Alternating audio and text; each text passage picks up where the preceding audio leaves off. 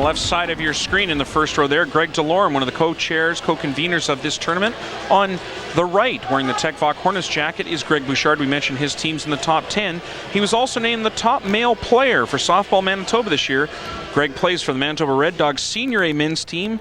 And then, of course, two other people that used to be involved in this tournament, the Newsham sisters, winning the female award. Let's go down to public address announcer Trevor Greer, who has the introduction of tonight's starting lineups. Martin Monarchs and the Sisler Spartans. Let's meet the starting five for the visiting team on the scoreboard, the Sisler Spartans.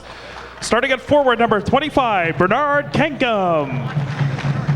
At forward, number 21, Ernest Nordy. At guard, number 3, Mark David. At guard, number 14, Carl Lewis. At post number 22, Tyler Stakanowicz. Head coach Scott Martin and the rest of the Sisler Spartans. And now, ladies and gentlemen, let's meet the starting lineup for the home team on the scoreboard, the Martin Monarchs.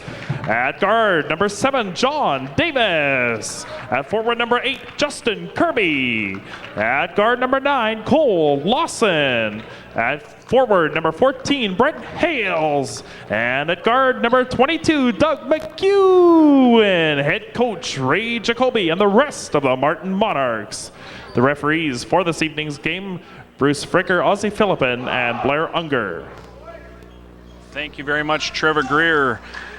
Laurie May, you'll hear his voice in the background all night. He rocks the MIC. Trevor gets into the public address announcing here at Vincent Massey Collegiate, and he does a great job. He's been doing this ever since he was a student here many years ago. We're just about ready for tonight's opening tip-off here. Going up will be McEwen, or correction, I should say Stackowitz, and he goes up against Kirby.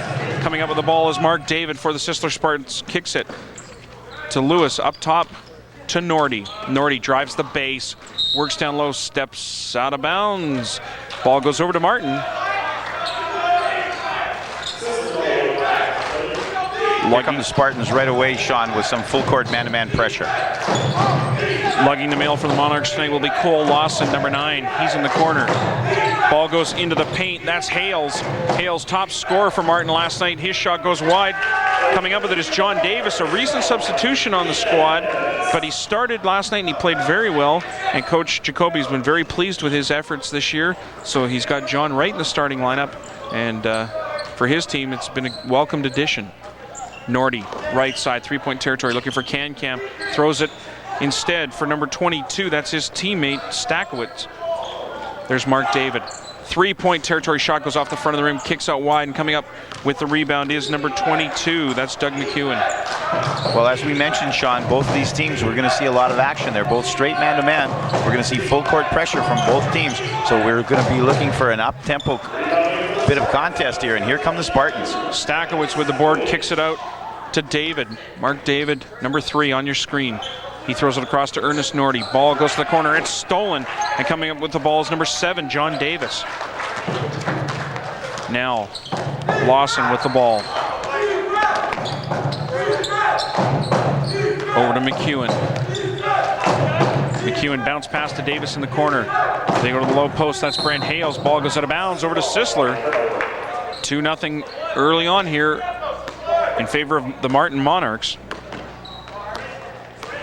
There you see Mark David, 5'7", grade 11 athlete, played on the volleyball team. You saw him on one of our earlier broadcasts this year. Base driven hard by Can-Cam. Shot won't fall for him. Back for Martin is number 14, Brent Hales. He'll take it coast to coast, but he gets so hunted by Stackowitz. It's a good job, first of all, by Hales. He takes it to the hole hard. And coming back the other way, we've got Nordy doing exactly the same thing. Ernest Nordy, there you see him, big man underneath. Some great leaping ability, of course. A ton of speed, a provincial track champion. And now he goes to the free throw line. Down by 2 here early on. We've played 2 minutes, 10 seconds in the first quarter. You're watching the Fort Garry Invitational Tournament on The Sports Show. Well, Sean, we better be ready here if we're Martin, because the Sisler Spartans, they're going to come right at you here if Ernest is able to can both of these. He hits the first, cutting the lead to 1. Expect some strong full court man-to-man pressure here from Sisler.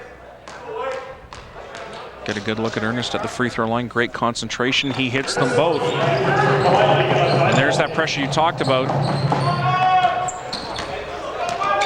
Nordy working against both guards. It's stolen. Coming up with the ball for Sisler. Can-Cam, David, Nordy. Great passing between the three of them, as well as Carl Lewis, who came up with the ball off the steal. Good effort.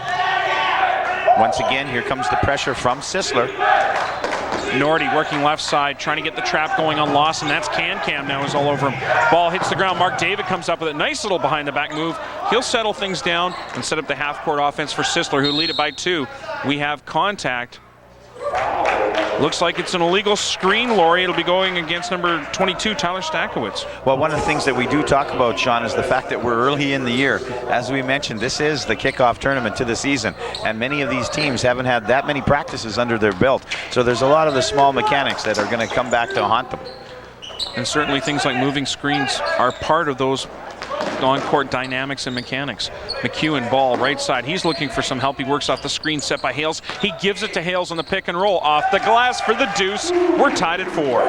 Excellent job that time by Martin as they take their time, run the half-court offense, execute the nice pick and roll. Mark David looking for the handle. He picks it up, gets it to Carl Lewis.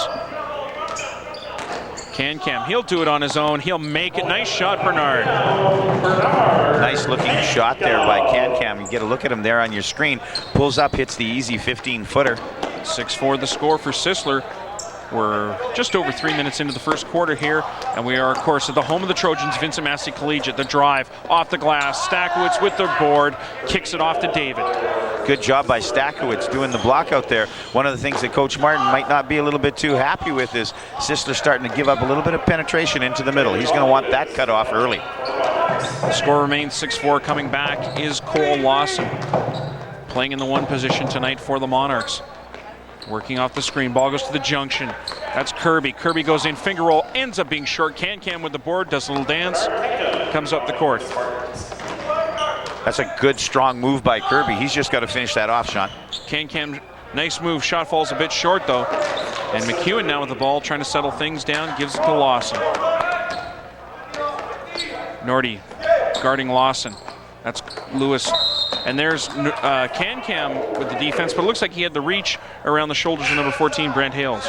Well, you get a good look at referee Ozzie Philippin there. It's a good call. What's happening there, of course, he stepped right through. What happened was Hales had a great job, great seal down there. Can-Cam had no other choice but to step across, caused the contact. Good call by referee Philippin. Checking into play now for the Sisler Spartans, number 11, Jamie Fontaine-Ellis. 6 foot even, grade 12 player. And also into the game is number 5, Mario Lace. Sisler and Scott Martin not afraid to use their bench. They've got a lot of depth. Most of their players can get on this court and play some ball. There you see Russell Jacques now in the game as well for Sisler. He wears number 4. We've got another moving screen. This time it goes against Lester Felix, who's in the ball game for Sisler. And it looks like Coach Martin's liberally playing all his players early on here, Laurie. Well, he wants to let everybody get in here, especially early in this game. It's still nice and tight. He wants everybody to stretch themselves out, and one of the easiest way to do that is full court pressure, and that's what you're going to see. If you want to run that, Sean, you got to use a lot of people. Cole Lawson with the ball. He's being guarded by Russell Jacques. Ball goes in. Can-Cam playing some good D. Ball gets kicked out up top to John Davis. Davis drive, picks up the dribble over to McEwen. McEwen trying to drive the base. He's cut off. Ball goes inside to Kirby. Kicks it back out. Shot off the plate. Doesn't go. There's a rebound by Felix.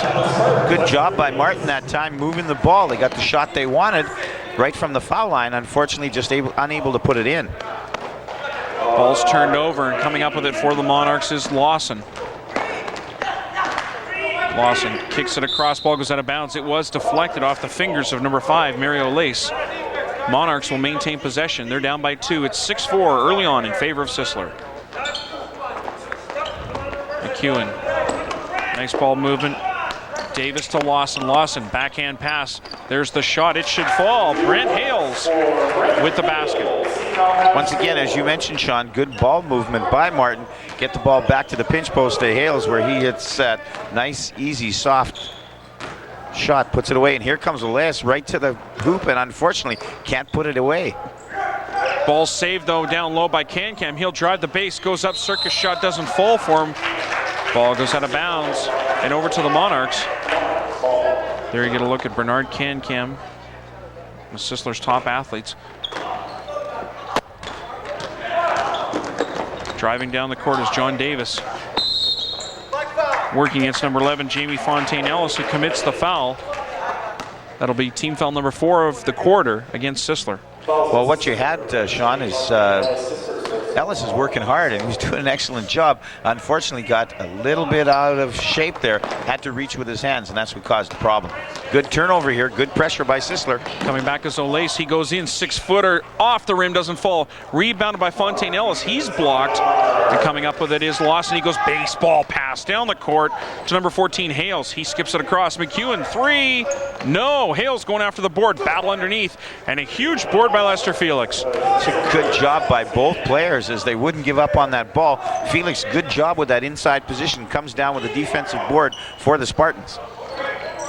Ball goes in the low post. Can-Cam, but he goes off the glass. Rebound. Felix off the window. It doesn't fall. Felix one more time. No. Ball goes out of bounds. Sisler will hang on to it.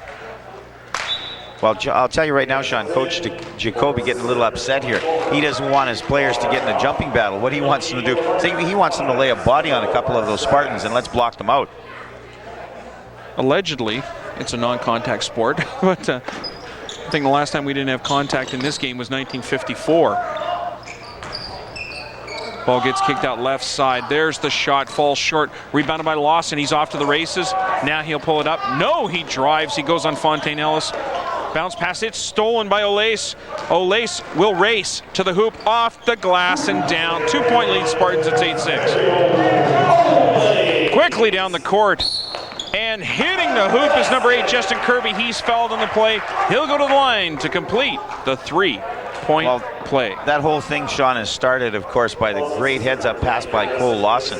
Gets a look at Kirby wide open. Great baseball pass. Kirby takes it to the hole hard. Is fouled, and as you can see, he's now at the foul line to try and complete that 3-point play. Checking into play now for the Monarchs, number 15, David Taylor. So we get a look at Justin Kirby. Kirby misses the free throw. Ball goes off the hands of Sisler and out of bounds. And into the game for the Spartans is number 24, Robert Knauth. Well, what we got to look at there, Sean, was one of the new rule changes this year. When it comes to the foul shots now, players cannot enter the lane until that ball has hit the iron. Before, of course, it was on the release. Now we have to wait until the balls hit the iron. And it's going to take a few games for some of the players to get used to that. Another rule they'll have to get used to, especially when it's a tough enough decision for players to make initially, is calling timeouts. There are now 2 20-second timeouts given to the teams at the high school level. So 3 fulls and 2 20s. They've got to be mindful of that as they play this game. Ball goes off the window. Ramnuth with the basket. 10-all the score here between Sisler and Martin. 2:40 remaining in the first quarter. Lawson, he'll penetrate. He'll dish off to Kirby. Loses control of the ball. Makes a save. It's on the ground, and coming up with it is Martin. It's a great save by Kirby. Unfortunately, threw it right back in the middle of the court, Sean. Those usually come back to haunt you. There's Lawson on the runner. 8-footer falls. Nice shot by Cole.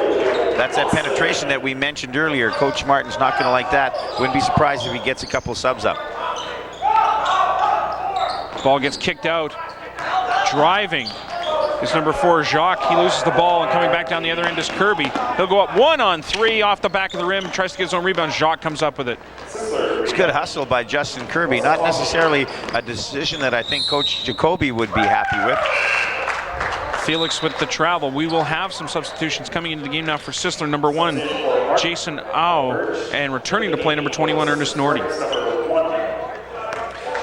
This is a good substitute for Sisler because, like the fact with Nordy on the floor, Coach Martin likes to put him right up at the front on that man-to-man pressure. And as you mentioned, an athlete with that type of athleticism and quickness is really scary at the front of the press.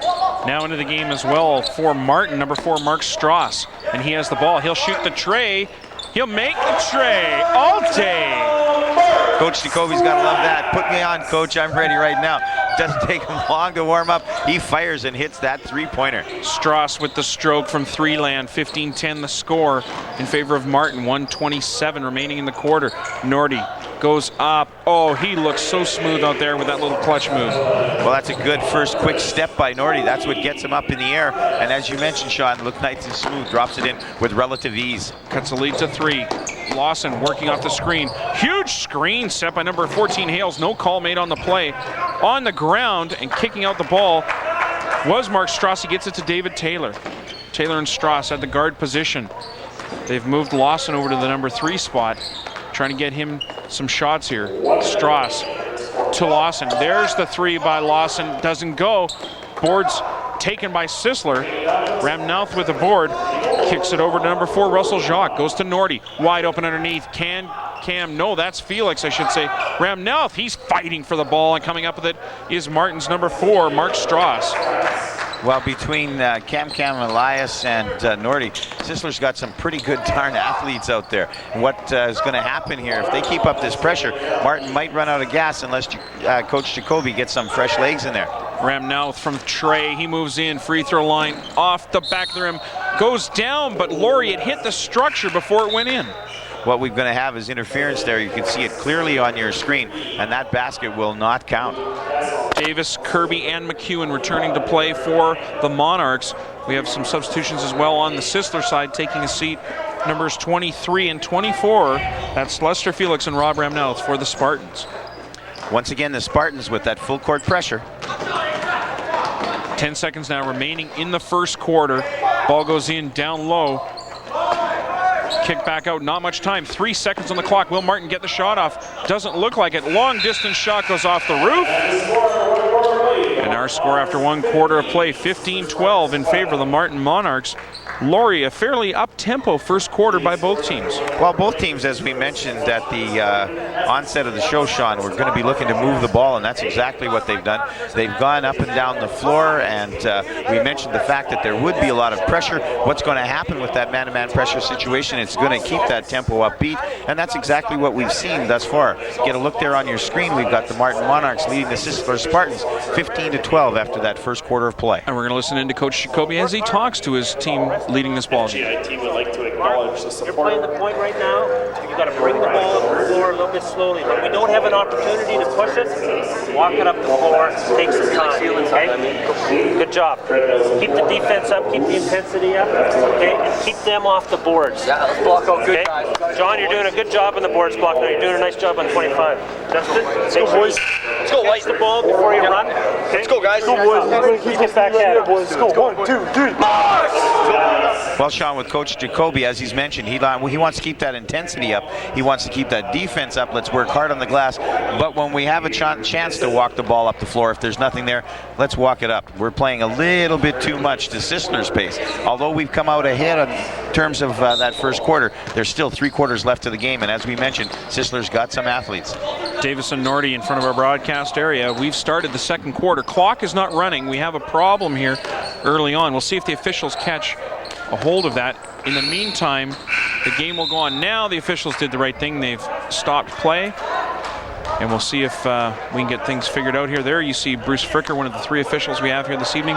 Blair Unger, also an official, as well as Ozzie Philippin, we mentioned earlier, a teacher, General Wolf. And I'd like to say hello to 2 other teachers at General Wolf, Jim Ludwig and Debbie Mazer. Hello to you.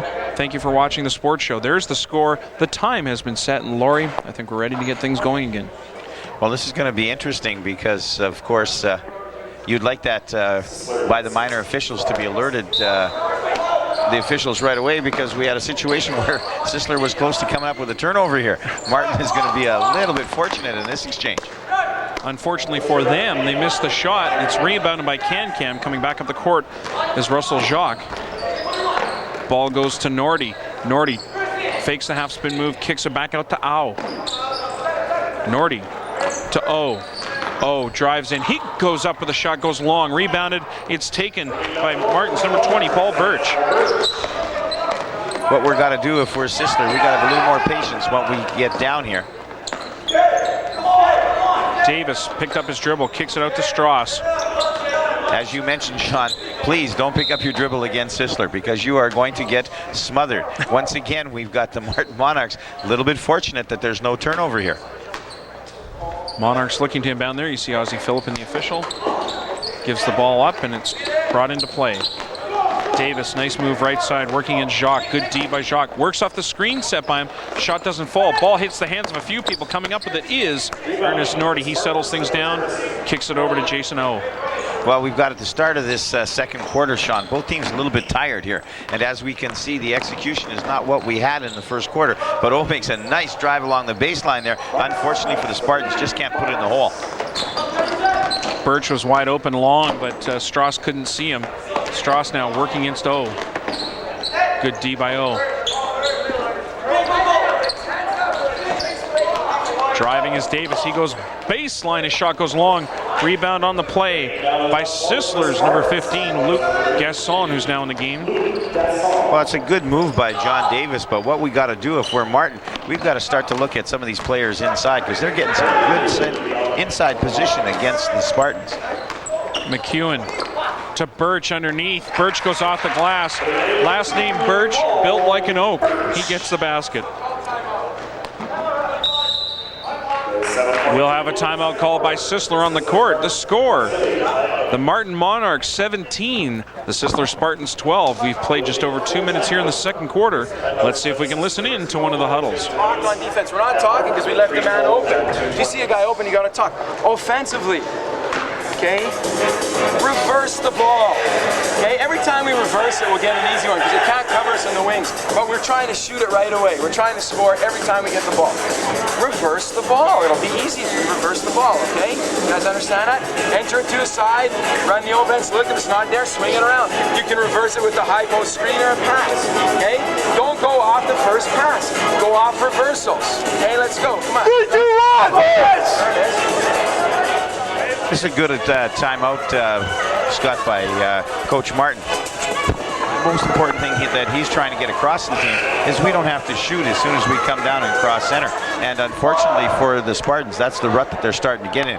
What he's talking about, folks, is in a man-to-man situation, as opposed to a zone on ball reversal, you can really catch some people quickly if we reverse that ball quick enough. And that's where he thinks that they'll be a lot more successful. And one of the things Sisler's been noted for in the past couple of years is their speed, is their quick ball movement. And hey, any kind of execution with that, and they'll be very successful here this evening. Oh, nice move. Russell shot, but he can't finish. Rebound Can-Cam. He goes short, gets his own board, goes up again. Long this time. Who's going to do it? Not Gasson as he gets mitted underneath. Coming up with the ball is O. Sean, that's going to get Coach Jacoby up off the bench. One of the last things he said in his last time out, keep them off the boards. You're doing a good job. Well, that one was really, really poorly done. Oh, with the ball goes in underneath. We have a call. Looks like it's going to be a foul against Martin. I think that's going to go against Hales. Fouls on Martin, number 7, John Davis. His first personal foul. Davis, there you see him. He gets the call. Team foul number 2 of the half. Sisler with 6 here in the second quarter. Spartans inbound on the base. Kick it out to Jacques. Up top to Gasson. Ball movement by Lewis to O to Jacques. Gives it back to Lewis, left corner. Kicks it out again. Jacques O to Jacques. There's Lewis looking for Can-Cam. Oh, nice move on the baseline. He can't finish it though. He draws a foul. And we'll see who this goes against. And it looks like it's Davis again. John Davis picking up his second, team foul number 3 of the half. And there you see Bernard Can-Cam at the line. He'll shoot the deuce. Well, Sean, what we had there is the Sisler Spartans executing just what Coach Martin wanted. After the second reversal of the ball, we had Bernard Can-Cam down in the low post, had his players sealed. Excellent job by the Spartans. While we're watching these free throws, we'd like to remind you that our host, Chuck Clement, will have some interviews at halftime, including Greg DeLorme, the co-chair of this tournament, as well as Scott Martin, the Sisler coach. So stick around for that at halftime. Chuck Clement with some interviews. Right now, it's the Martin Monarchs leading the Sisler Spartans 17-13. Ball's taken by Davis. Kicks it over to Hales. Lawson now, who's back in the ball game, looking for some help. Right now, we've got a situation Sean, where Martin, they're just, that's a great move by Davis. He takes it to the hole. What we've got to do offensively down at this end for the Martin Monarchs, we got to be a little more careful with that ball. Take care of that basketball, or the Spartans are going to take and go the other way. Very aggressive defense on the part of the Spartans. They trail it by 6, though. David O comes into the paint. He goes up strong in the trees. Shot goes long, but we have another foul. And this might be Davis again. We'll see what the call is. No, they go against Lawson here. That's his first, team foul number 4 of the half. O's going to get quite the break here. He was off balance, not very happy with that shot, I'm sure. And what we had is a situation where Lawson just kind of lost his balance, fell into him. Very fortunate indeed. O finally gets a chance to play some O here. Let's see if he can nail this free throw.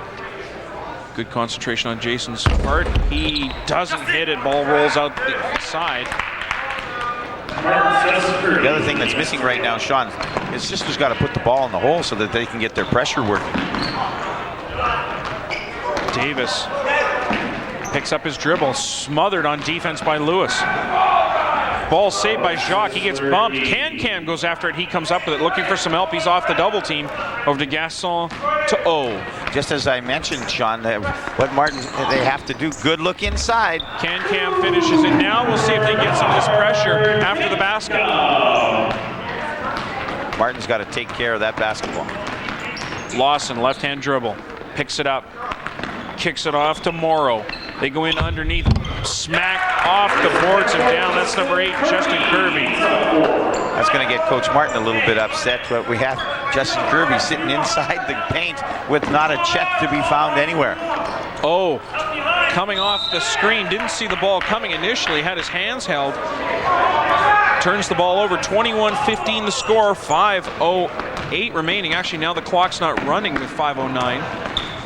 We'll see if the minor officials can get this straightened out. Now it's going. Ball goes in to Hales. Kicks it out. Ball stolen by O. Goes up the ladder to come up with the ball. Jacques. Left side, Carl Lewis comes up with the ball, goes short. Laurie Sisler having a real tough time putting away some of the easy baskets. Well, what's happened here with their speed, and with their athleticism, they're getting some great looks at the hoop. Unfortunately for the Spartans, they just can't put those easy puppies away. Timeout called by Martin. Let's see if we can listen in. We've got to be disciplined. And right now, the last 2 possessions, we haven't been disciplined. We're not disciplined when Justin is 30 feet from the basket trying to make a pass, okay? Trying to make a skip pass. So let's, remember what we outlined the last time? Get into those spots, be disciplined, run our half-court offense. Let's go. Justin, I want you, when I speak for you, I want superstar, right? This, Sean, is short, quick, 20-second timeout by Coach Jacoby. Just once again, in terms of his discipline, what he's talking about, of course, is let's run our half-court offense. We've got to convert. One of the things we have to do in order to run that half-court offense is keep and maintain possession of the ball. We had 6 players on the court for Sisler, and that's a penalty in hockey. Here they just get the player off the court and continue on. Into the ball game now for the Spartans, so we'll get the ball on the turnover. Is Lamel Toledo, number 2 for the Spartans. There you get a look at Ernest Nordy. He'll have the ball. He inbounds it. Also into play is Tyler Stakowicz. He's back into the game for the Spartans. Ball goes to Can down low.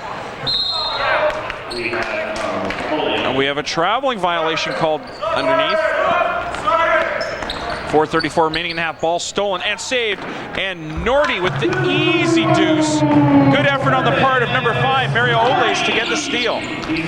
Good job by the Spartans. As I mentioned earlier in the broadcast, Nordy at the front of this press, that's what you like to see. Ball goes off the glass. Can he save it? Yes, he does. And he gives it to Olace. Olace coming out the court, working against Lawson. Nice move. Kicks it across to Toledo. Toledo to Nordy. Olace fakes it. Kicks it over to Toledo. There's Nordy, big presence on the court, playing up top. He's got the ball, bounce past Olace. He's got a lane. He shifts. He finger rolls, goes short. He gets his own board. Reverse, other side. Rebounded by number 7, John Davis. Good job by Olace, as you mentioned, Sean. Saw the lane, went to the hole hard.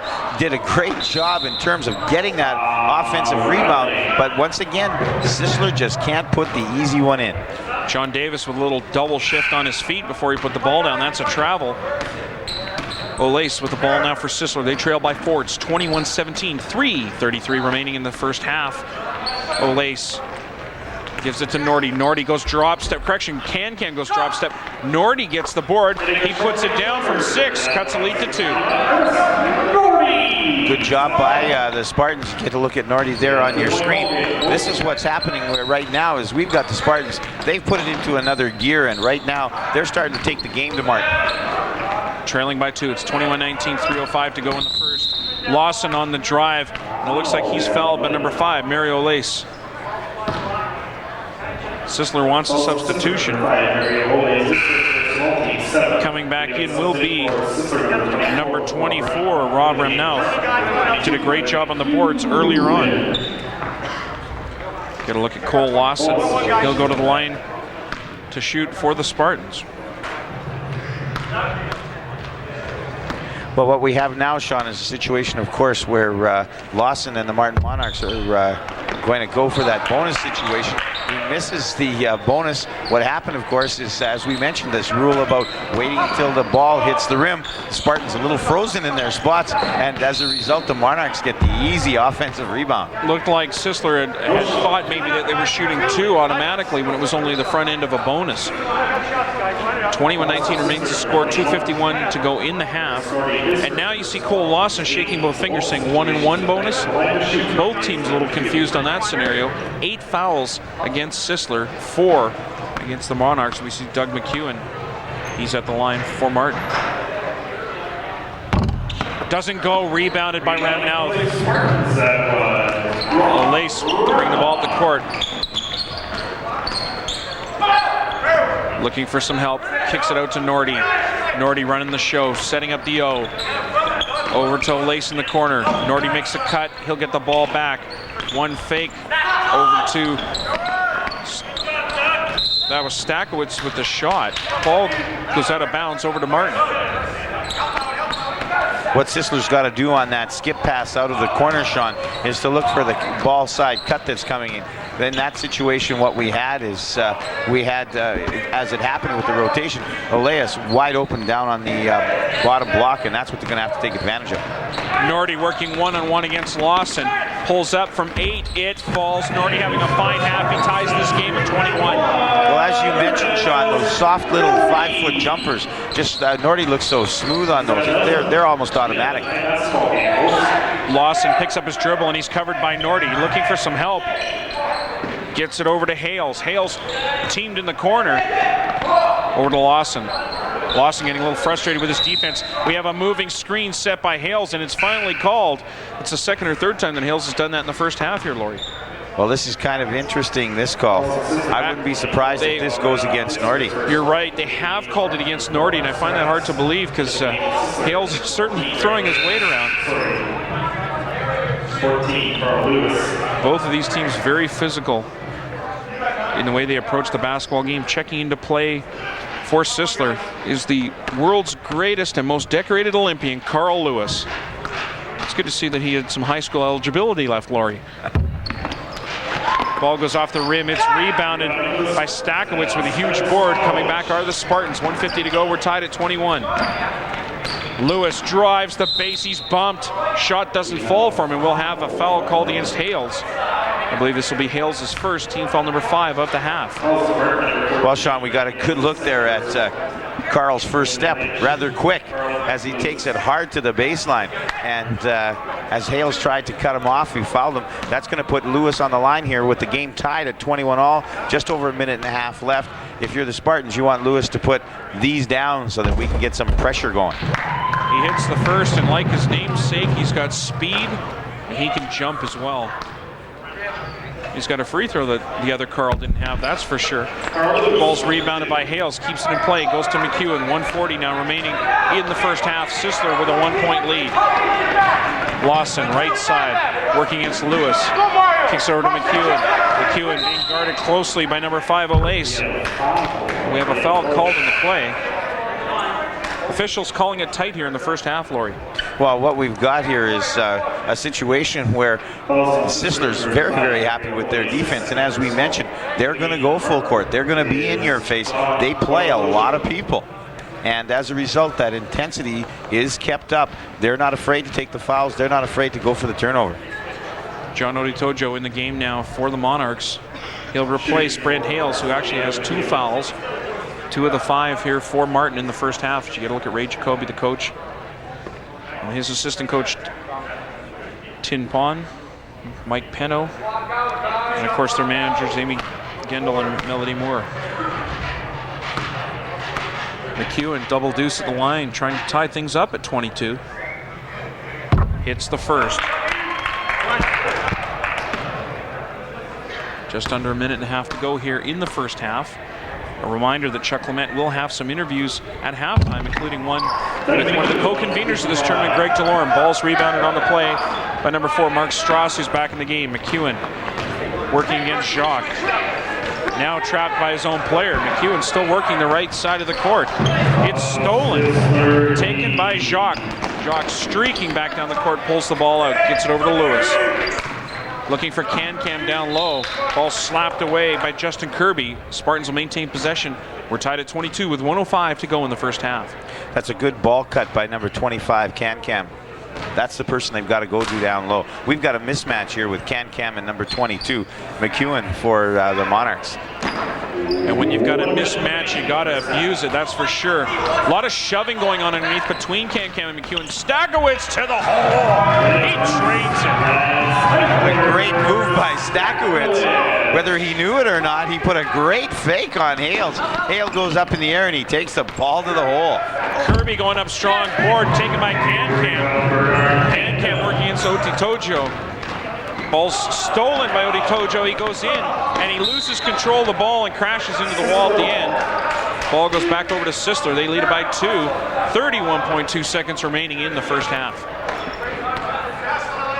As we mentioned, Sean, big mismatch here. What Sisler's got to do is reverse this ball, get it down on the low block to Can-Cam. Going in is Olace, and he does the finger roll off the window for 2. Sisler establishing control here with 15 seconds to go. McEwen drives in, 10-footer off the rim, doesn't go. Huge board, Carl Lewis. 6 seconds remaining in the half. Can't Sisler get the shot off. 4, 3, 2. Off the back of the rim, and it's rebounded by McEwen. That will do it. Our score after 1 half of play, the Sisler Spartans 26. The Martin Monarchs 22. We're going to take a short break, but when we come back, Chuck Clement will be standing by with his interview with Greg DeLorme. Stick around. You're watching a sports show exclusively on Cable 11.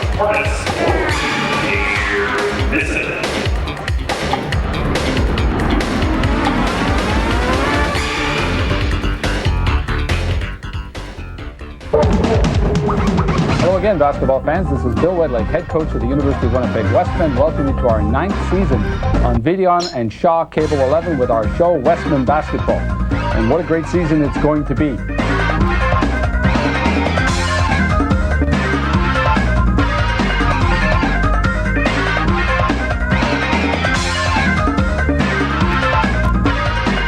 Join the Westmen for a slam dunk and good time exclusively on Cable 11.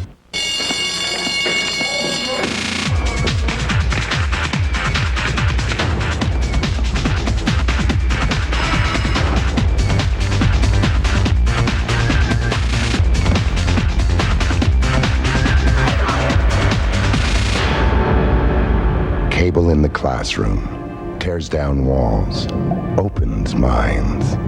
Provided as an educational service to schools by participating Canadian cable companies.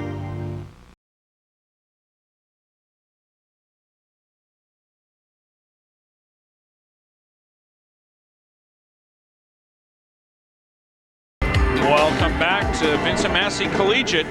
We're at halftime. The Sisler Spartans lead by 4 over the Martin Monarchs.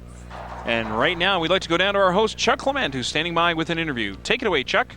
All right, thank you very much, Sean. I'm joined at courtside right now by one of the co-chairmen here at the 97 Fort Garry Invitational, Greg Delhomme. And Greg, this is a tournament that's celebrating its 38th anniversary this year. Lots of history and tradition involved with this event. That's correct. This tournament's been around since 1960. In fact, it's got its start in an unusual way. We sent a delegation from Vincent Massey at that time down to what some people call the King of Tournaments in Regina. It's the Luther Tournament. And the people brought back their ideas from that tournament, and we modeled our tournament after that. A lot of big names have come out of this tournament. Yeah. Names like Joey Vickery, Jeff Foreman, players who went on to play for the national team. No doubt about it. There's been some great players that have graced this floor. Todd McCullough, who's playing at the University of Washington. In fact, one of the former players will be here tonight. Martin Riley, national team captain, coach of the Miles Mack team. Kenny Opalko, who can go on. They've left something behind, those guys. It's made it a special tournament. Now, traditionally, this is a tournament that is played in the first couple of weeks in November or December. It's the opening tournament of the 97-98 campaign.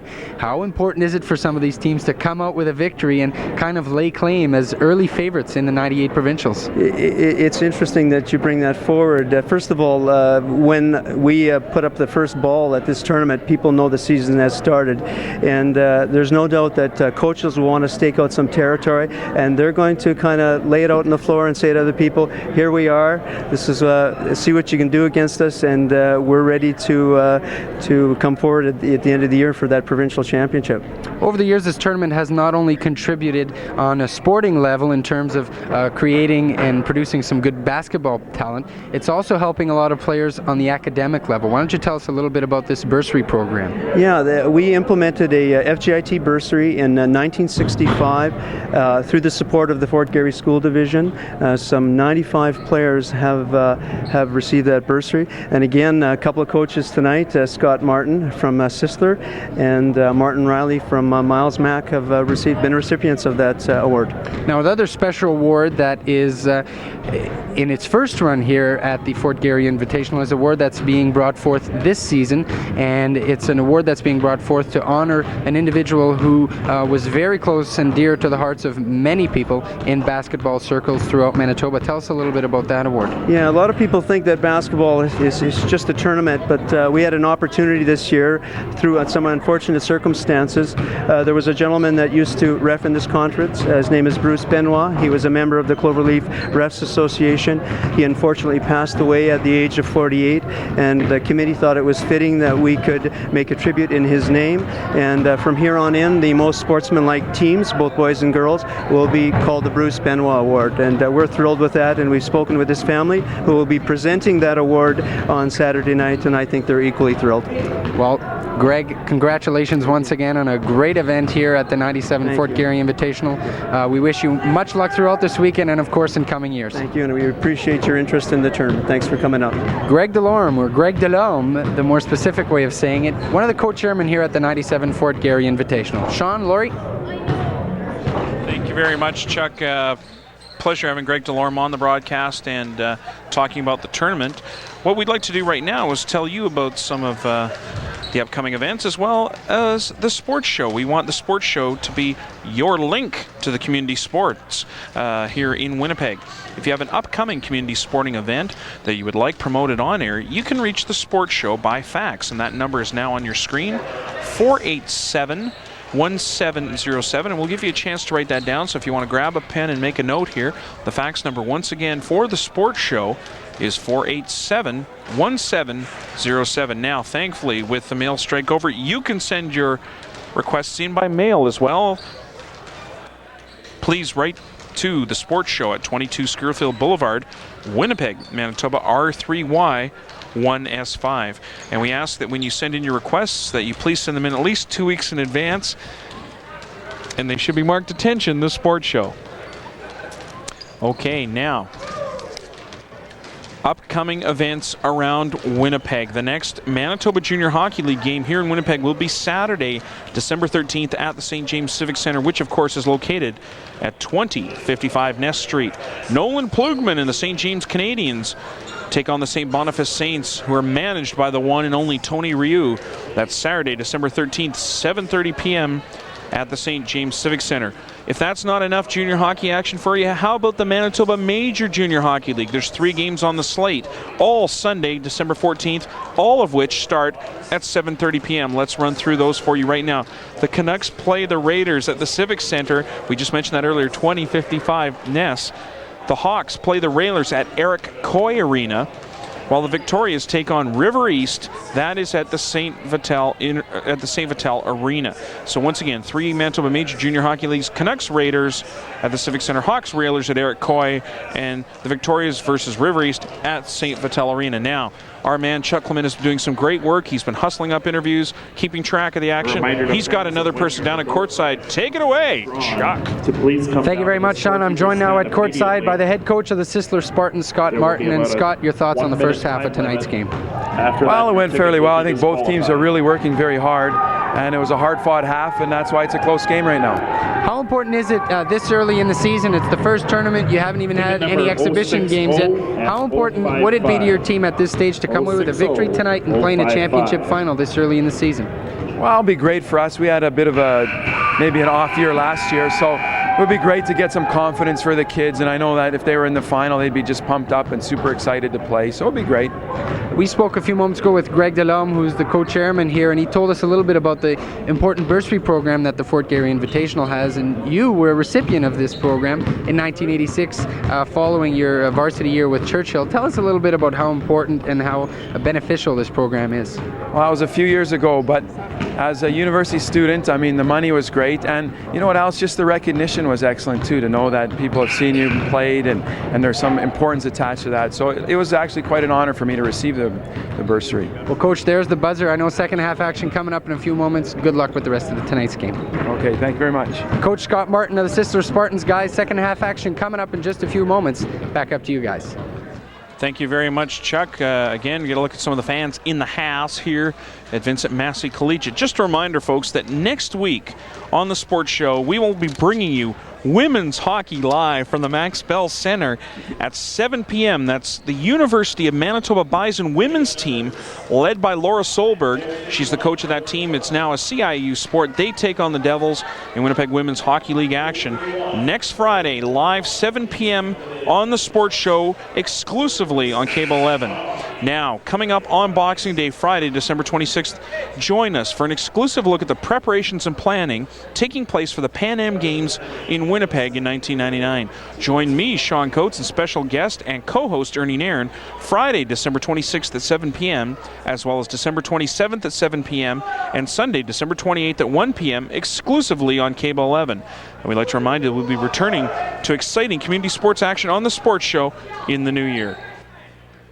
Laurie, some of your comments on that first half and what we might look forward to here in the second half. Well, as Coach Scott Martin said, Sean, both teams are working really hard. There's no doubt about that. And if we're looking at the Sisler bench, in order for them to come away from this particular game with a victory and get into that final, they're going to have to continue that pressure. They're going to have to keep that pressure up, and they're going to have to look inside. I think they're going to have to look inside to Cam and Nordy.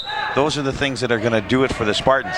For the Monarchs, I think it's very important for them to maintain possession of the ball, and they also have to look inside. I think Hales has to see the ball a lot more here in the second half. There's a long-distance three to open up the second half. It doesn't fall. Lewis with the board. He goes up strong. He hits it, and he's hacked in the act. He'll go to the line to complete the three-point play. Well, Lewis, he came on late in that second half, Sean, did an excellent job. And as you can see, we talked about his athletic ability. Not only is he quick, but this kid can jump. He's now at the free throw line. His team now up by 6 here. Early third quarter. We've only played 14 seconds here. Lewis with the look, the shot. It don't go, though. Rebound on the play by Kirby. Cam comes up with a steal, and he hits it off the window for two. Biggest lead of the night for either team. It's 8 by Sisler.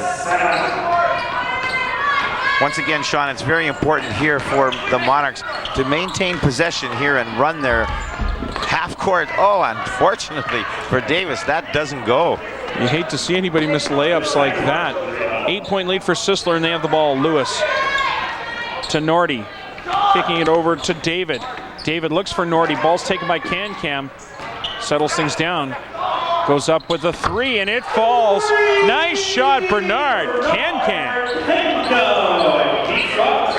Well, we're in a situation right now, Sean, where the Monarchs, they've got to keep in touch or this could be over early. 11-point lead here for the Spartans.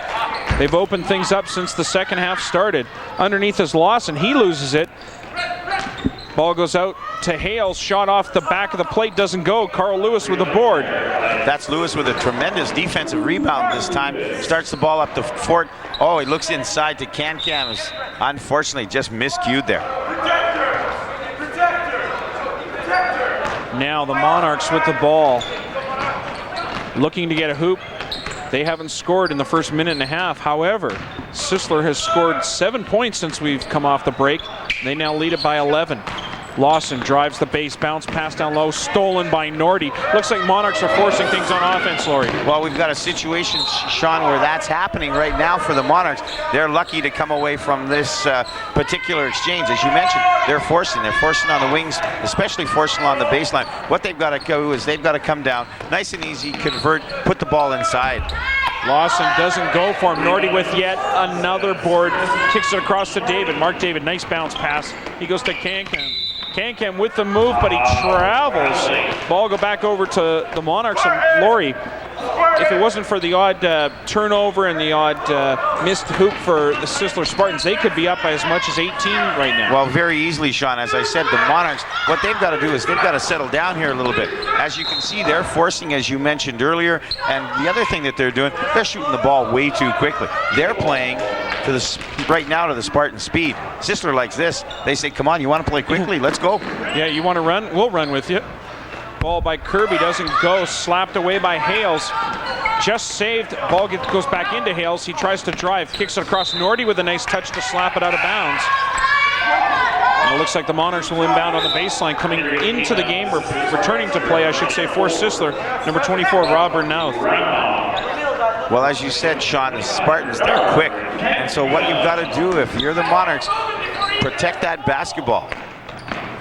There you see Mark David.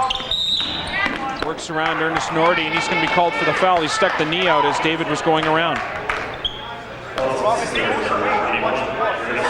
Right now, what the Spartans have to do is they have to just simply remain calm here on defense. They've got the Monarchs back here on their heels, and so with some real good D, they could bury the Monarchs right here.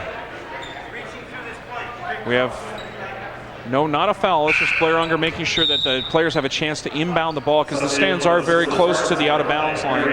Just wants to make sure that the Spartans aren't overly aggressive, aren't breaking that plane. As we mentioned, the one involved is Lewis. Nordy with 3 fouls comes out of the game. His first of the half for Sisler.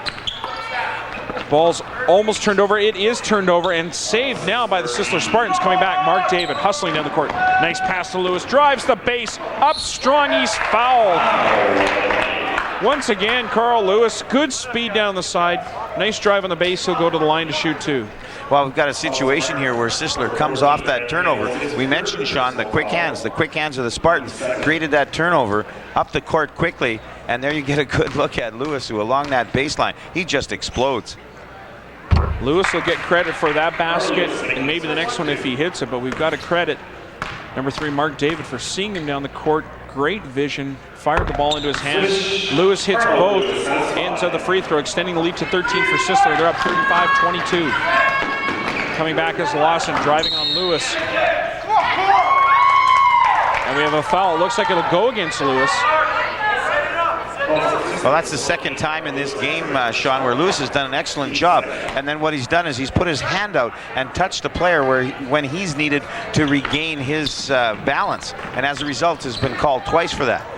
Shot goes long, slapped away. Players hustling for it right in front of our broadcast area. Coming up with it is Mark David. Correction, John Davis, I should say. Davis goes up. It doesn't fall from Ram. Now another huge board. Mark David now coming back up the court. He'll settle things down for Sisler. They lead by 13. 6:50 to go in the third quarter. Lewis with the ball to Ram now. He'll take the shot from the baseline. Doesn't go from huge attempt at a board by Lewis. Can't get the handle. Turnover to Martin. Well, that's a great job by Lewis. We talked about just how athletic he is. Now, if we're the Monarchs, what we've got to do is we've got to come down and relax. We're completely out of sync here at the offensive end. If they don't score and if the Spartans go down and do score, Coach Jacoby's going to have to take an early timeout. Traveling violation called against John Davis. Substitution returning to play for Sisler, number 4, Russell Jacques. He'll come in for Carl Lewis. No, he'll come in for Mark David. Great effort by Mark David. And again, Coach Martin rotating the guards, giving everyone a chance to play, and also a way to keep that up-tempo game going here for Sisler. Well, the type of game that Sisler plays, as we mentioned, Sean, you've got to need a lot of players. Ramnell fakes the shot, kicks it out to Jacques. That's a lace over to Lewis. Looking for Stakowicz from the junction, doesn't go. Lewis, big time over the back, no call made. Coming back is Martin. There's Davis for the Martin Monarchs. Almost turns it over, he does. Great hustle by Jacques to come up with a steal. Bounce pass for Olace. He takes the lane, goes up the hard way and hits it. Well, we've got a situation, Sean, where Coach Jacoby's gone to a 2-3 zone. They came up with a couple of big boards, but once again, they're coming down at the offensive end, and there's just far too much individual basketball down here. They are not running a team-oriented half-court, and here's McEwen just throwing something up. And look out, because here come the Spartans again. Coach Jacoby is going to have to take a timeout. They haven't scored here in the first 4.5 minutes. Sisler's been just feeding on the Monarchs here. We have a shove underneath. And it looks like the call's going against Rob Remnouth, and he had the first foul. I'm surprised they didn't call one both ways there as Hales pushed him off afterwards. 39-22 the score. The Spartans on a 13-point run here in the third quarter. They also finished out with the last 5 of the second quarter. So they've scored 18 straight points, none of which have been responded to by Martin. Well, this could be big for Martin here. This is going to be called an intentional foul, Sean. They're going to shoot 2 and they're going to get the ball back. Scott Martin having a discussion with Rob Ramnouth about it. Rob will sit down for the moment.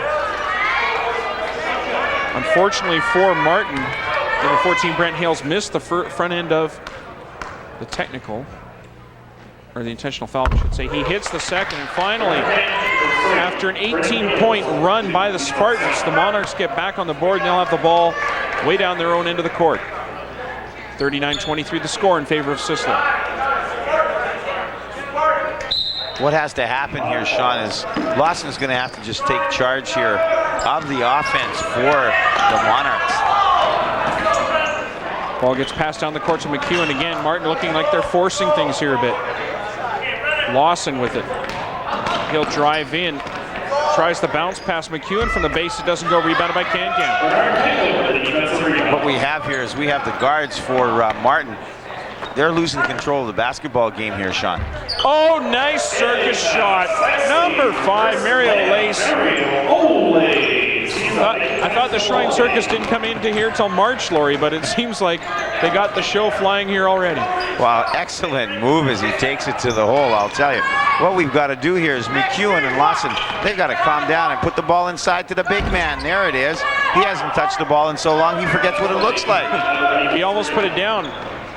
Big run here, 15-1 in the third quarter by Sisler, 4:20 to go. Oh, what we've got here, good job by referee Philippin. Al went out of bounds and came back in. He wasn't knocked out of bounds, took himself out of bounds, came back in, can't touch the basketball. Lawson to Hales. Hales will go up strong, and he's swatted by Stakowicz. We have some more collision in underneath, and we have a timeout called on the floor by Ray Jacoby. He wants to speak to his Martin Monarchs, who have been outscored 15-1 here in the third quarter, 4:04 remaining. Well, this is a good timeout by Coach Jacoby. As we mentioned, Sean, on the offensive end of the floor, the Monarchs have been completely out of sync.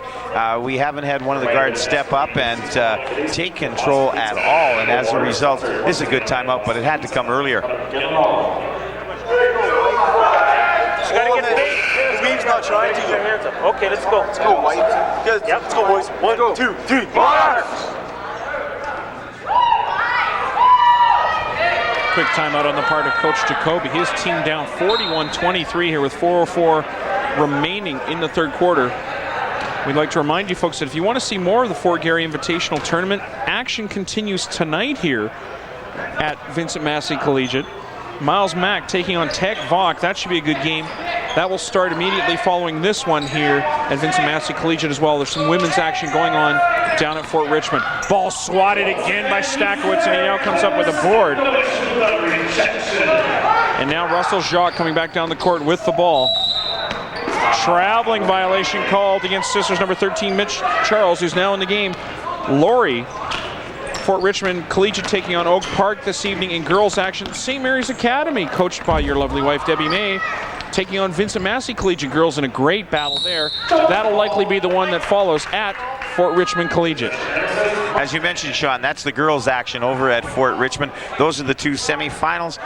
The big upset thus far has been Glenlong knocked out by Oak Park at the very first game of the tournament, actually. And so it's going to be some very interesting girls' action over at Fort Richmond. And as you mentioned, the number 1 preseason ranked team will follow this game as Miles Mack will take on the Tech Vaughn Hornets.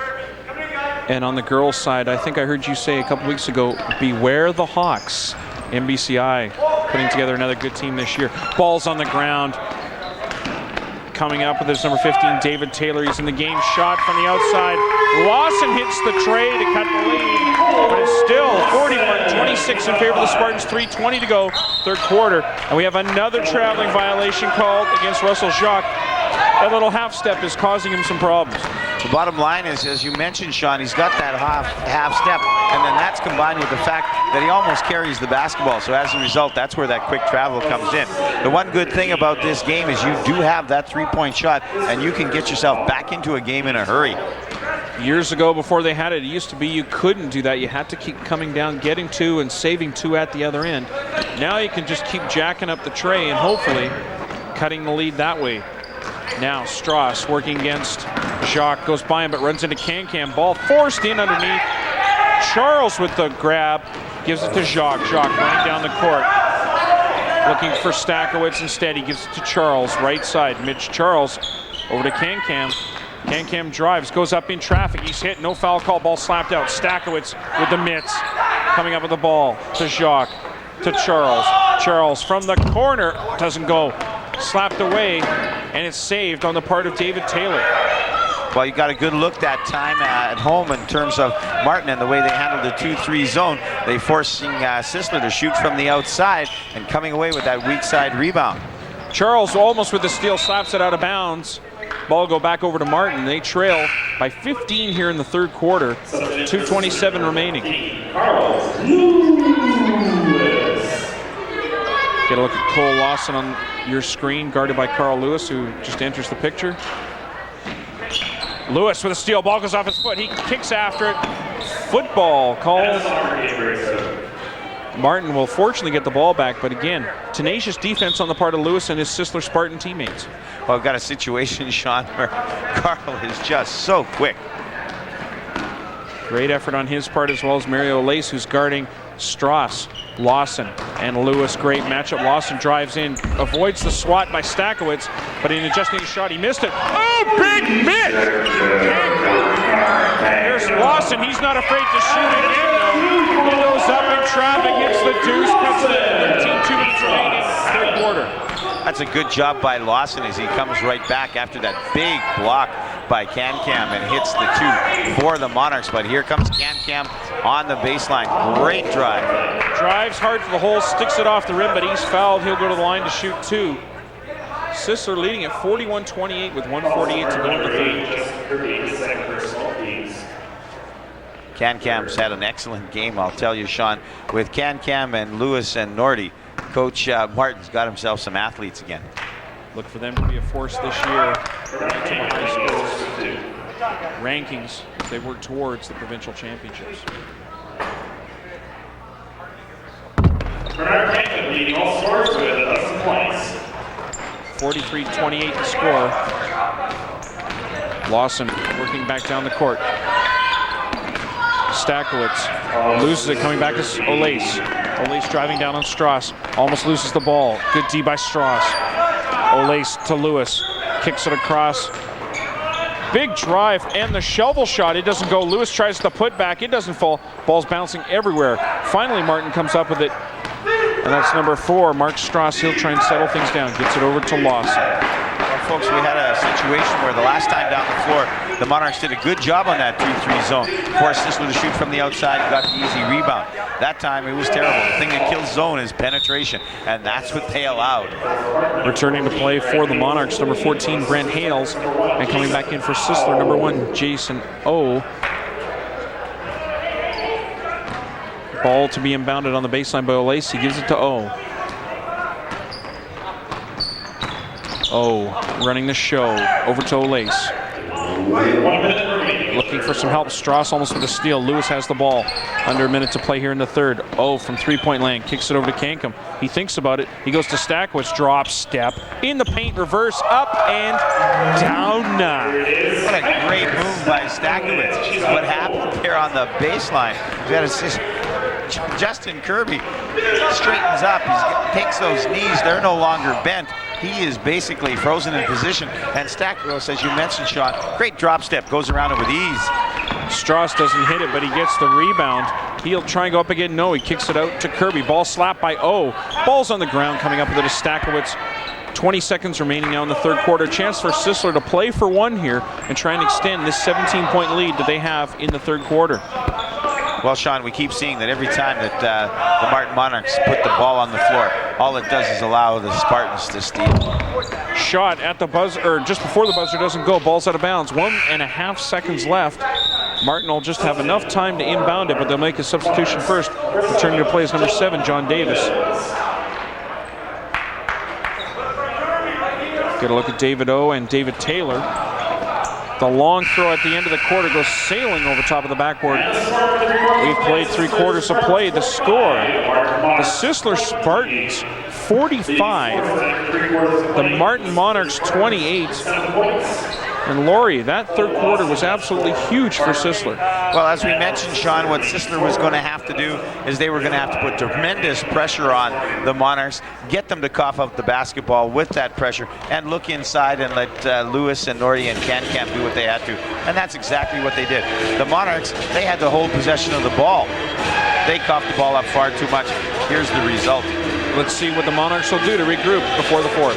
Intensity, we can work hard, we can be proud of the way we play when we walk out of the gym, okay? Or we can hang our heads, okay? But you know what? There's lots of minutes left here. Lots of basketball left to play. And what we have to do is we have to show a little poise on the floor, okay? So poise and show patience and run the offense. And when the opportunity is there, penetrate to the hoop, okay? Look to dish the ball. Okay, let's go. Finish strong. Let's go.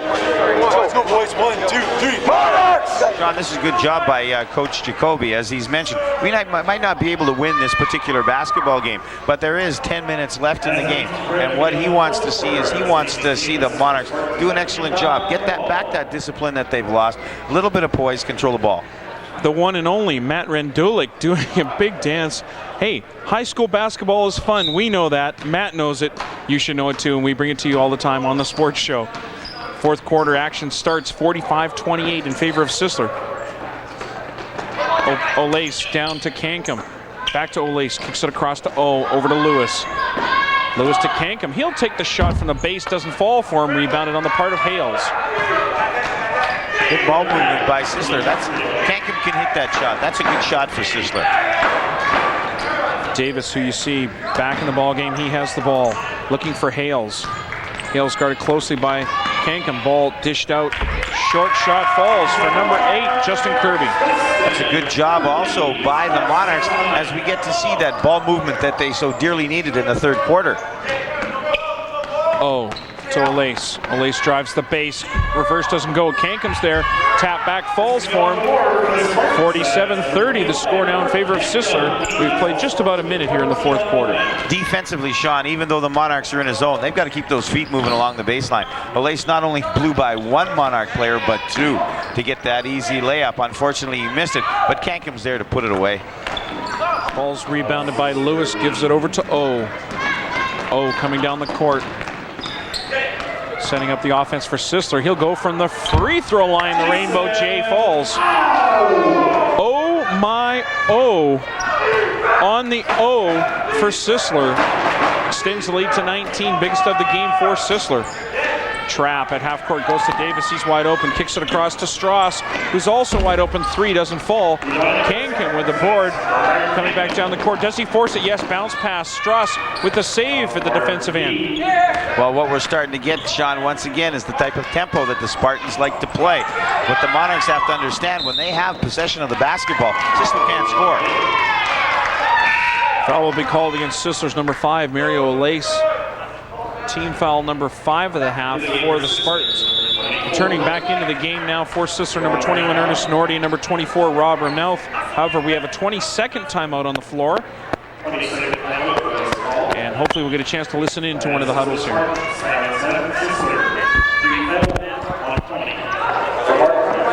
Take 4 LT. Okay, here's what we're gonna do, okay? Let's enter it to Rob's side, okay? Whatever side's Rob's off. Then you curl through Rob, you stay in the post, okay?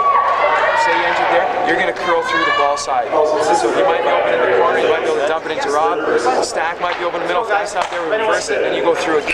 Let's go. 3, 2, 1!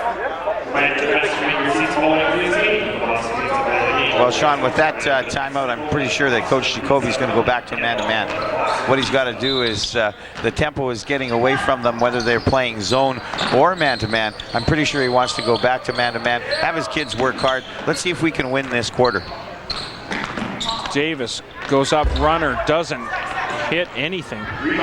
Rebounded by Stakowicz, goes to O. 7:53 now remaining in the fourth quarter. Sisler with a comfortable lead. Nordy back in the ball game.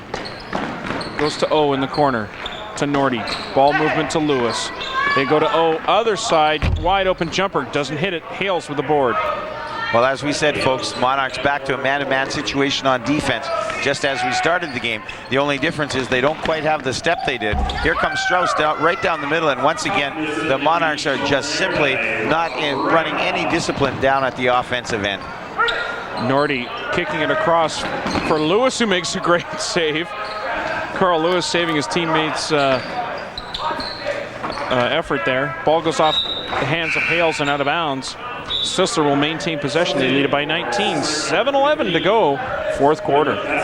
Well, with a player like Lewis on the floor, Nordy's bad passes could be cut in half this season as compared to last year. Just get it on just keep it on that side of center, and Lewis will run it down somehow. He should maybe get into football the way he can catch that thing. Oh, easy hoop. Off the inbounds. David O getting the pass from Lewis after the inbound from Nordy. Well, as we said, Sean, the Monarchs have gone back to man-to-man, but they don't have the zip that they had at the beginning of the basketball game. Oh, I thought that was a clean pick right there. David O with the thievery. However, he's called on the foul. 21-point lead for Sisler right now, 51-30. They lead it. Team foul number 6 of the half against Sisler. That'll be the third against O. Bounce pass into Morrow. Shoots it, rebounded by Gasson. O coming up the court. His team leading by 21. Kicks it across to Nordy. To O. O penetrates, dishes to Lewis. Lewis drives, jump step, goes up. Players on the ground, ball goes out of bounds. Over to Martin. Good job by Lewis once again on the baseline. Takes it hard to the hole. Coach Martin says, though, he'd like a little bit more composure. Davis, gets stolen by Gasson. Nice effort by Luke. Well, what we've got here, folks, once again, the Monarchs, just simply two individual down at the offensive end. They're not running any offense whatsoever. Oh, we got the wedgie. First time we've seen that this year. We know when Lewis plays, everything stops. However, this time the ball stopped as well. There we get a look at Ozzie Philippin, who has the ball and will allow Martin to inbound it. Once again, pressure by the Spartans. And Sisler looking to make some substitutions, but Coach Martin telling his players, you have to check in at the scorer's table. Well, that's the second time the Spartans could have got called for too many players on the ice. Laurie, Carl Lewis plays some stoppable basketball, but there we see the wedgie. It's a great job. Norty goes up, picks it off the glass. Sisler is playing just excellent right now. The wedgie Jackson, as I like to call it. Well, once again, we've got a bit of a mismatch here with Norty and Davis. It's got to go down to Norty. There's Norty, but he's out. They'll give him the three-point attempt, but he won't take it. Here he comes. Driving in. That's number 11, Fontaine Ellis. Doesn't fall for Jamie. Ball's rebounded, goes out of bounds. Martin will get the ball back. We're stuck on 51-30. Neither team wanting to score here. 5:38 to go. Fourth quarter. Lawson goes down low. Oh, circus move underneath doesn't go. Oh, Titojo doesn't hit it.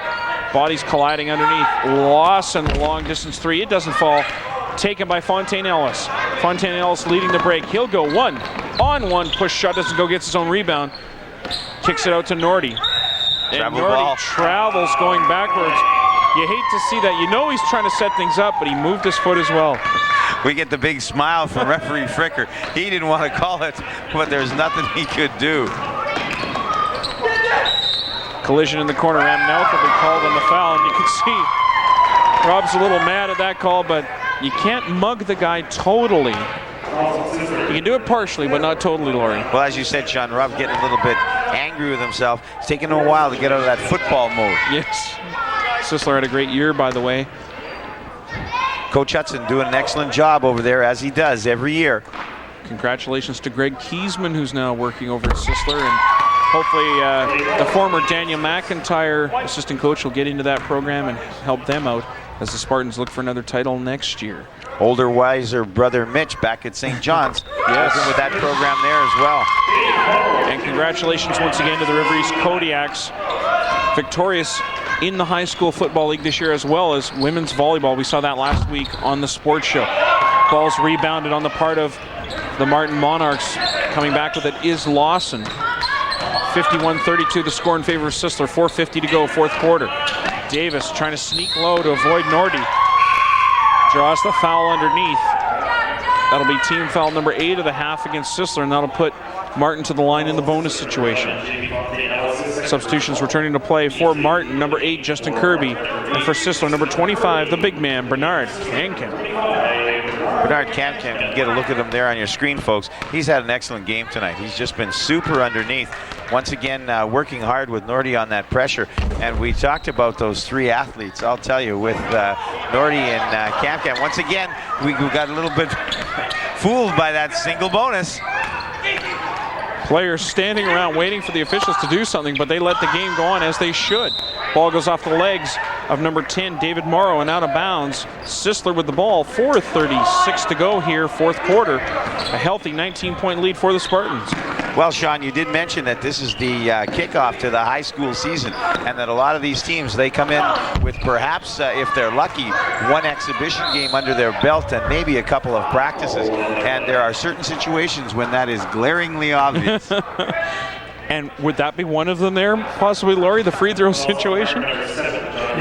We know it's not a coincidence because we've seen it twice tonight. Once again, we've got to remind the players that it is a bonus situation. You have to make the first one in order to get the second one. Yes, definitions. They must have missed that practice when they went over all that. Shot on the outside by Russell Jacques doesn't fall, but he commits the foul. And Laurie, one of the things you hate to see in basketball is if you make an error at the offensive end, the last thing you want to see is another error when you're trying to make up for that first error.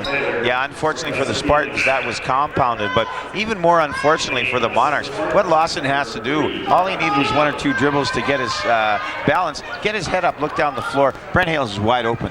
That foul should have never occurred because the ball should have been long gone. Easy two should have been scored by Hales at the other end. Now at the line for the Martin Monarchs, number 9, Cole Lawson.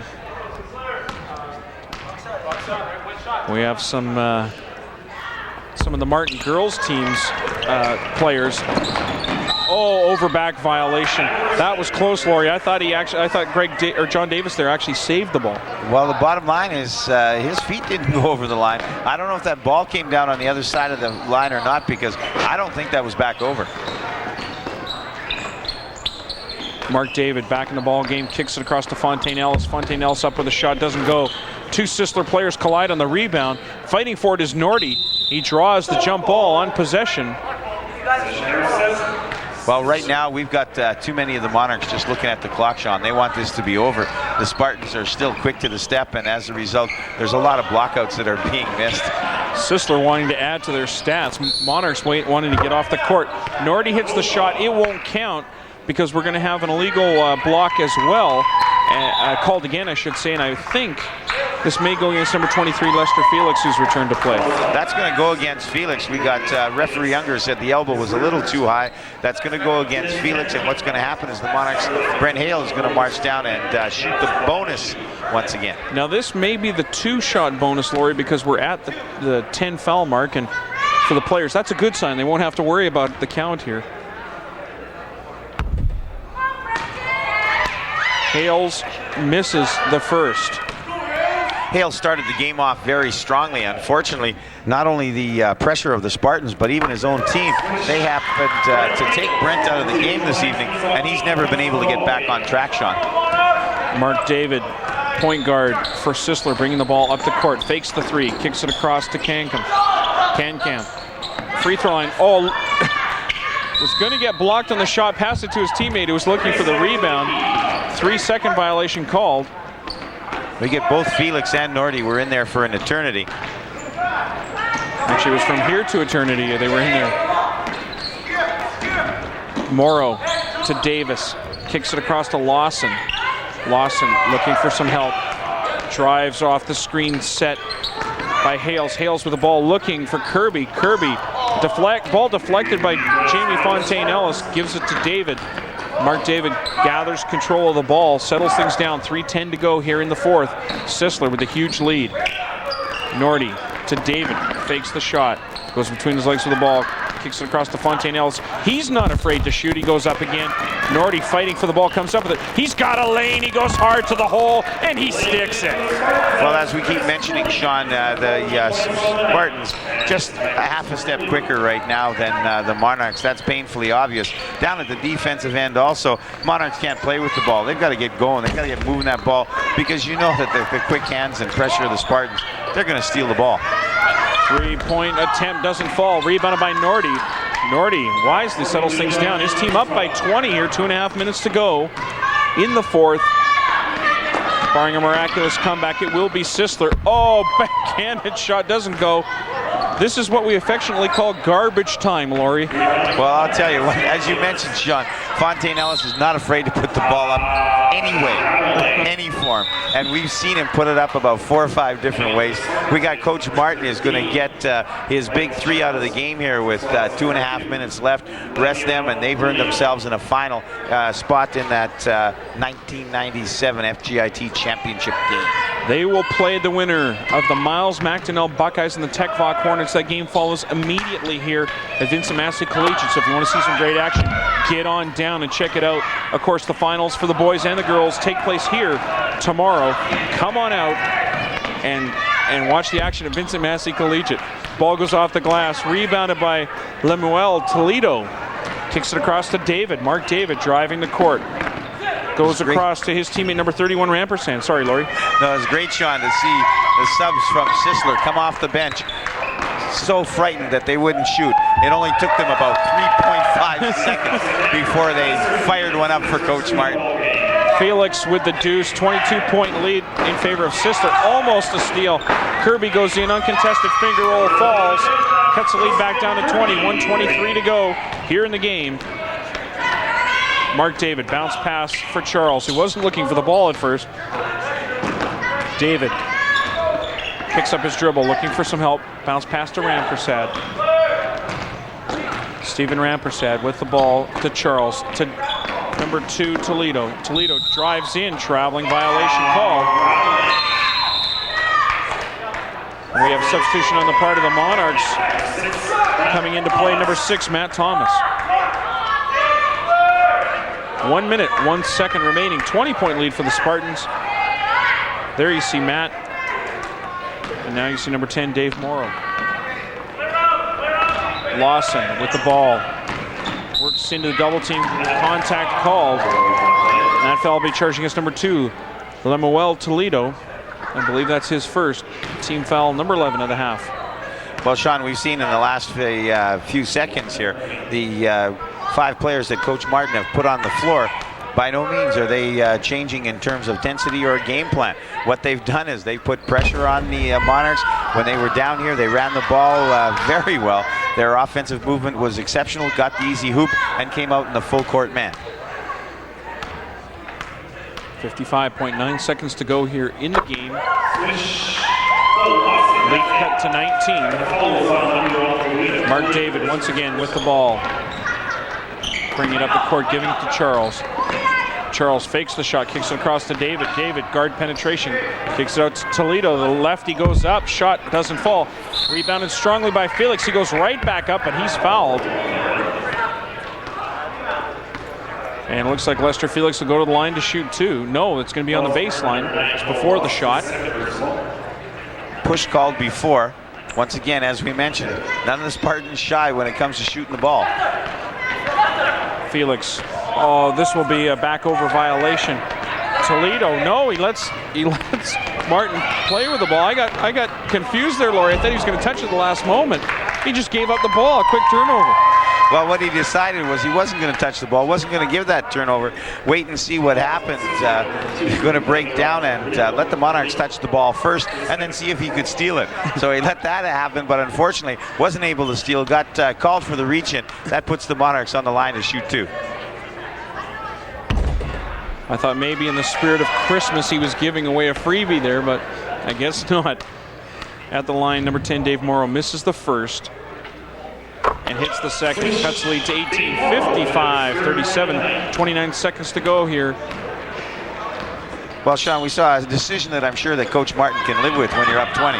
But had the ball game been tied, I don't think that he would have really appreciated that. Toledo with the tray, stroking it. Increases the lead to 21. We have just 10 seconds now remaining in the ball game. The Sisler Spartans will win it and earn themselves a trip into the final tomorrow night against the winner of the Miles MacDonnell Buckeyes Tech-Voc Hornets game, following here immediately at Vincent Massey Collegiate. Well, what we had there, of course, is reach in once again by the Spartans. As Coach Martin is saying, why at this point in the game? Let's let this clock run out and let's get into our post game. Morrow hits the first, cuts the lead to 20. 5.4 seconds to go here in the game. Great effort on the part of the Spartans here this evening. Morrow misses the second. Ball's taken by Toledo. Ball goes out of bounds. 2.5 to go here. Nothing in doubt. Sisler Spartans will win. Mark David just runs out the clock. It's a 20-point win for the Sisler Spartans. They take it 58-38 over the Martin Monarchs. Laurie, some of your thoughts on this game? Well, as we mentioned, Sean, the key to a Sisler win was going to be their pressure, their full court pressure and their half court pressure. The other thing that was going to take them to victory was to get the ball inside and go at the Monarchs, which they managed to do. They've done an excellent job here on tonight's telecast. They've done an excellent job throughout the tournament. They've earned themselves a berth in that championship final, and they've had a great tournament thus far. Coming into the tournament ranked number 8 in the preseason. They've knocked off the 4th place team. Now they've knocked off the out-of-town team, and they'll look to take on the winner of this next game that's coming up between the Tech-Voc Hornets and the Miles Mac Buckeyes. Number 1 versus number 6 in the next matchup. We're going to take a short break, but when we come back, Chuck Clement will have an interview and we'll have a short wrap on tonight's game. You're watching The Sports Show exclusively on Cable 11. Stick around.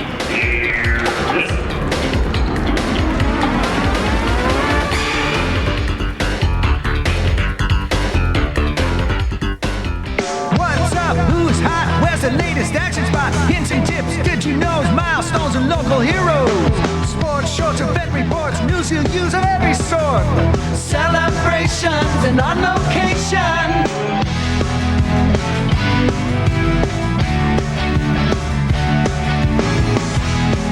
Get plugged into your life, plug into here and now. Get plugged in.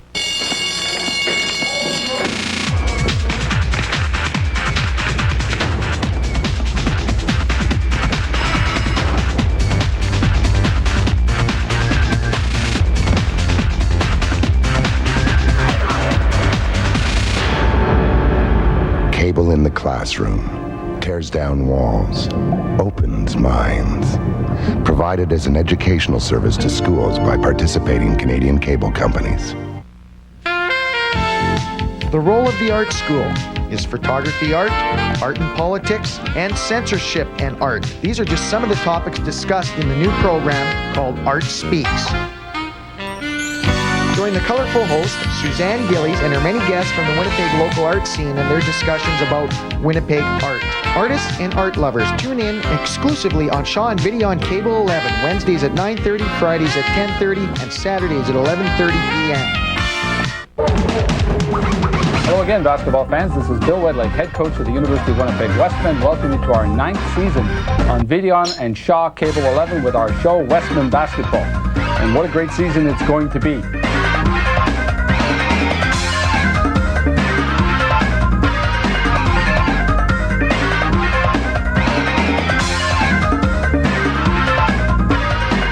Join the Westmen for a slam dunk and good time exclusively on Cable 11.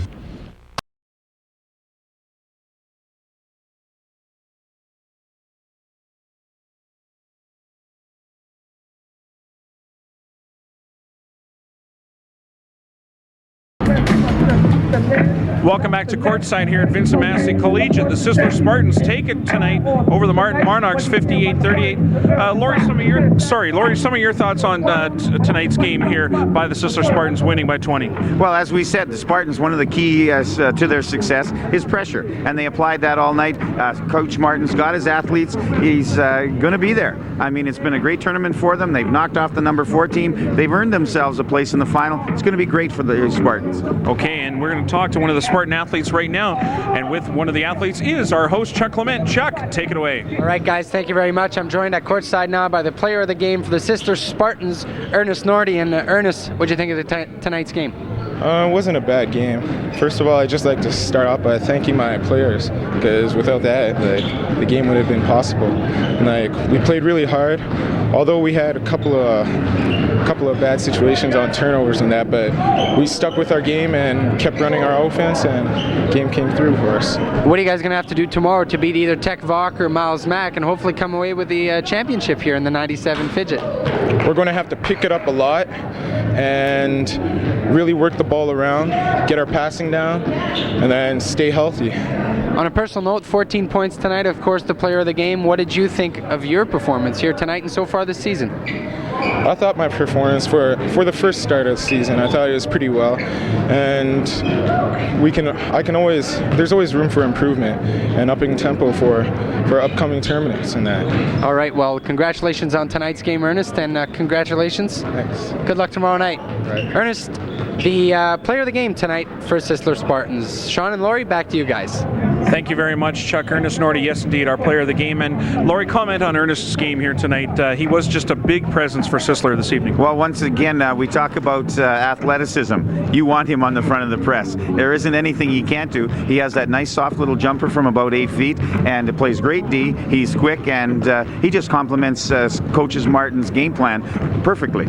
Okay, let's talk about the women's side. I know we haven't had a chance to talk about that too much, but some of your views on what's happening over there. We had the big upset of the number 1 team. Let's talk about some of the teams that are still going on.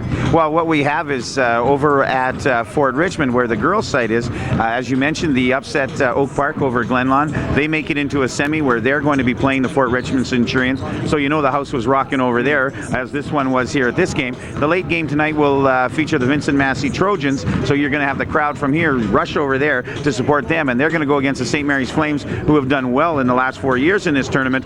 So we're looking for a great year. I mean, keep your eyes peeled here to the sports show, because we're going to have a great year of high school basketball. Oh, you know it. Okay, now, if you just joined us and you want to watch this again tomorrow night, we will give you the times of the replays for the sports show. The sports show is now replayed twice, and we're proud to say that you wanted more sports, you get more sports here on Cable 11. Our first replay takes place tomorrow, Saturday night, December 13th, 7 p.m. exclusively on Cable 11. Then, if you haven't got your fill of this basketball action, we give it to you one more time, Sunday, December 14th, 1 p.m. game on the Sports Show. Now, next week, we've been waiting to bring you this action for a long time. Women's hockey action live from the Max Bell Center. Next week, the University of Manitoba Bison's women's team, led by Laura Solberg. She's got her team fired up. They're ready to take on the Devils. That's next Friday, Max Bell Center, or catch it here on the Sports Show, live, 7 p.m. Friday night. Don't miss it. Now, we'd also like to invite you to watch a Sports Show exclusive. It's a Pan Am Games special hosted by myself, Sean Coates, and our friend and colleague Ernie Nairn. The broadcast times for this show are Friday, December 26th, Boxing Day at 7 p.m., Saturday, December 27th at 7 p.m., and Sunday, December 28th, 1 p.m. Check out the Sports Show exclusive. It's the Pan Am Games special, only on Cable 11. So, on behalf of our entire Sports Show crew, our host, Chuck Clement, my colleague, Lori May, and myself, Sean Coates, we'd like to thank you for watching the Sports Show. Good night.